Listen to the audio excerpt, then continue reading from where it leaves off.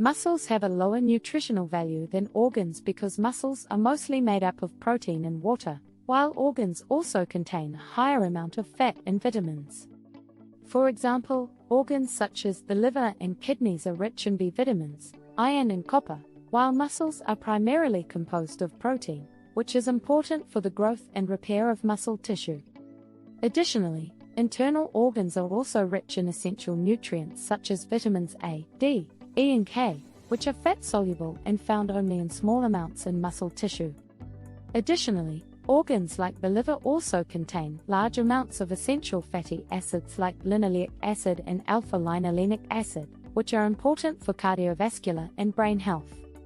In general, internal organs are considered nutritious foods because they are rich in vitamins, minerals, high-quality fats and proteins, while muscles are mainly composed of proteins and water.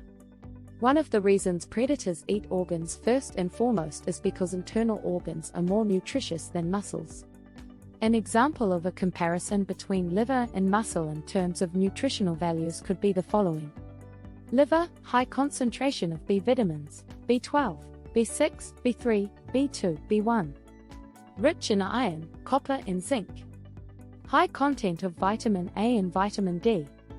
It also contains essential fatty acids such as linoleic acid and alpha-linolenic acid.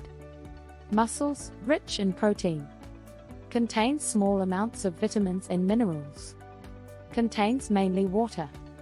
In the book Nutrition and Physical Degeneration by Weston A.Price, the author describes an episode in which American Indians gave the muscles of wild animals to their dogs, while keeping the internal organs for them. This is because internal organs were considered nutritious foods, rich in vitamins, minerals, high-quality fats and proteins, while muscles were considered less nutritious. Thanks for watching.